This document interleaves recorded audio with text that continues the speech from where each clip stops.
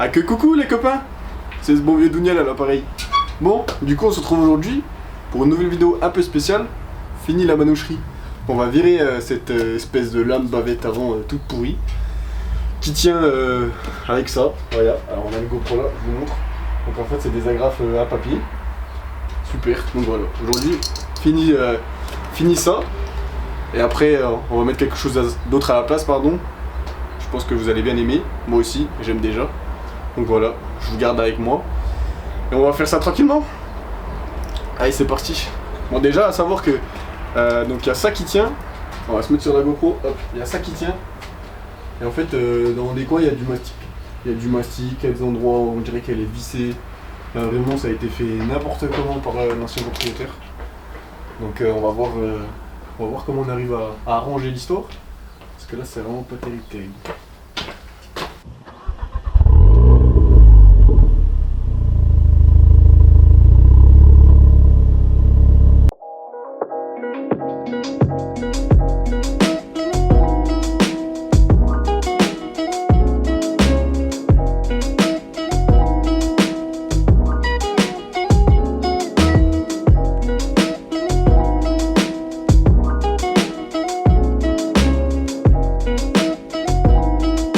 Baguette de cul, je te dis sur ça.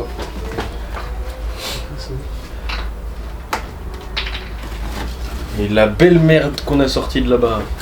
Yes, ça dégage. Suivant. Excellent. Bon, alors, je vous montre. Maxton Design. Tout le monde connaît. Il y en a partout sur les Clio. J'ai fait comme les autres. Laissez-moi tranquille. Moi j'ai déjà ouvert hein, pour les biens de la vidéo. Je l'ai pas encore vu donc je découvre en même temps que vous. C'est un terminal. Hop là, on va le poser par là. Nickel. A savoir que au cas où j'ai un petit ruban rouge pour mettre par dessus. Donc on verra. J'ai pas décidé encore. On va déballer tout ça. Par là-bas.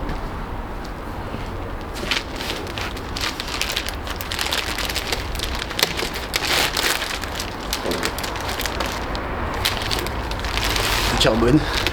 J'adore le carbone. Donc lui, comme vous pouvez le constater, j'ai pris l'imitation carbone. Je trouvais que ça rendait pas trop mal, ça avait pas trop mal en photo. Et j'avoue que ça a l'air de rendre pas trop mal en vrai aussi.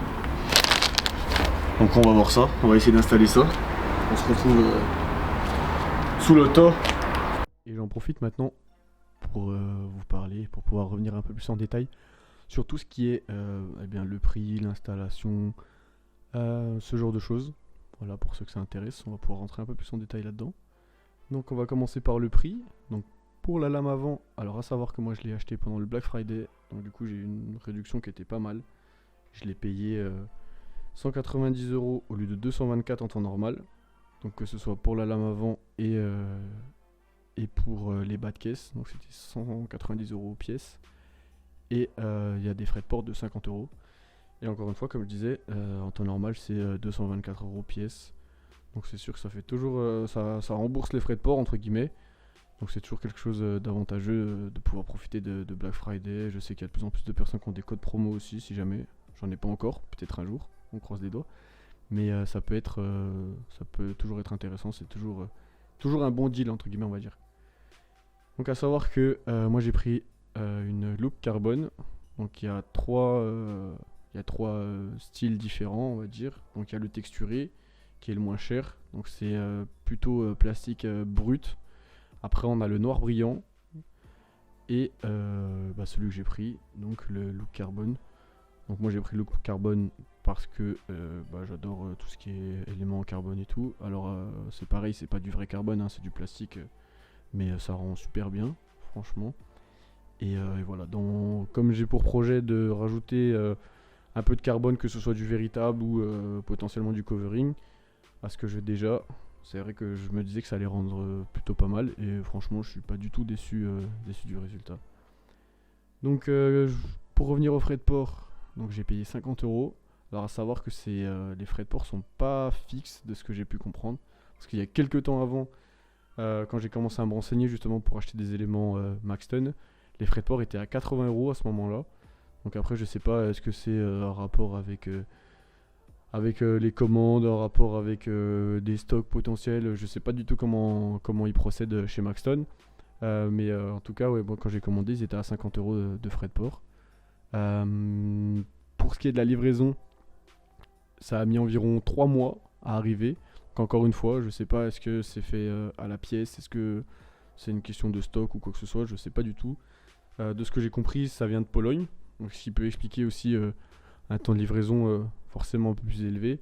Mais ouais, dans mon cas, il y a eu aussi la possibilité, enfin le fait que j'ai commandé pendant le Black Friday qui a peut-être rajouté aussi un peu de délai avec beaucoup de commandes, je pense. Mais voilà, pour certaines personnes ça met un mois, moi ça a mis, ouais, j'ai commandé pour le Black Friday, donc je pense que c'est novembre, je l'ai reçu en février quoi. Donc voilà. Pour ce qui est de l'installation, on va commencer bien par la lame avant. Donc il faut, c'est beaucoup plus compliqué la lame avant que les bas de caisse, comme vous allez pouvoir le constater dans la vidéo. Donc pour la lame avant, il faut tout percer. Donc il faut percer la lame et il faut percer le pare-choc, parce que du coup c'est un système de vis écrou. Donc il y en a une dizaine et c'est pas pré-percé ou quoi que ce soit. Donc là ce que j'ai fait, c'est qu'en gros sur la lame il y a je crois 5 points qui peuvent, je sais pas si c'est fait exprès, mais qui peuvent correspondre à justement des endroits à percer. Donc moi j'ai décidé de percer dedans. Donc j'ai fait déjà ces 5 points là. Et après pour le reste j'ai fixé dans un premier temps la lame au pare-choc et j'ai percé les deux en même temps en fait, pour gagner du temps tout simplement. A savoir que Maxton préconise aussi de coller les éléments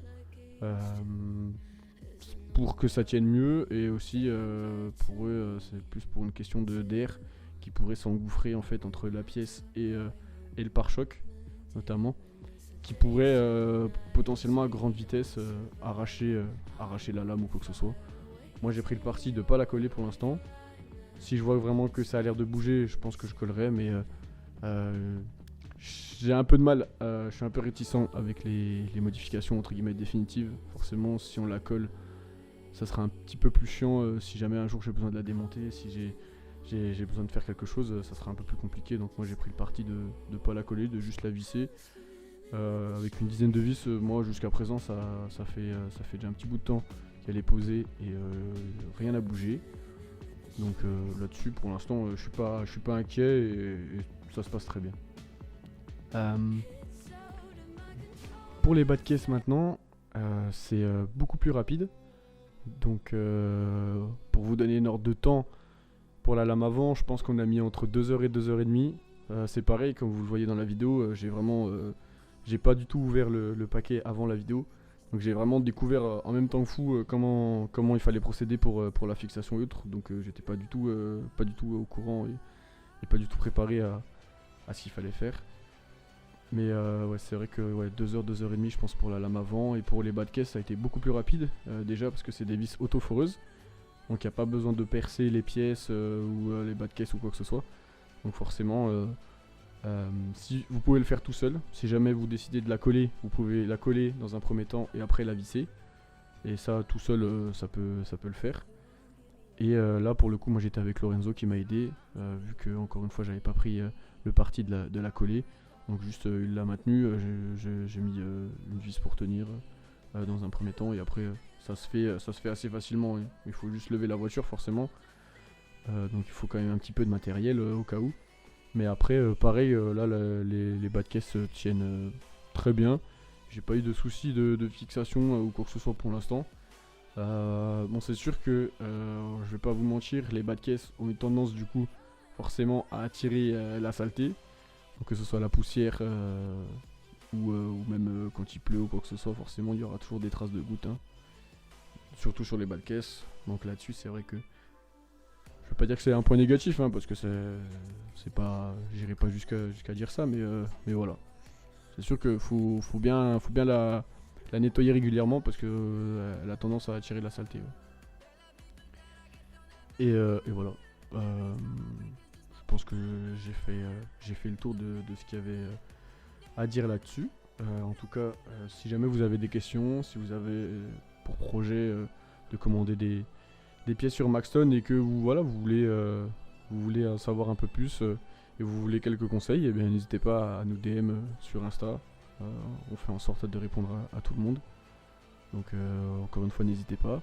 Si jamais vous voulez une petite vidéo update de toutes les modifications que j'ai apportées sur la Clio depuis la dernière vidéo qu'on a fait, il y a eu pas mal de changements dessus. Donc c'est pareil, n'hésitez pas à nous le mettre en commentaire si ça vous intéresse. Et puis même sur des questions de manière générale. Sur les Clio, pour ceux qui sont intéressés, si jamais vous avez des questions, n'hésitez pas à nous DM ou même en commentaire sur nos vidéos YouTube. On fera en sorte de vous répondre le mieux possible. Et puis voilà, n'hésitez pas encore une fois à commenter, à vous abonner, à liker, à partager, que ce soit sur YouTube mais même nos autres réseaux, hein.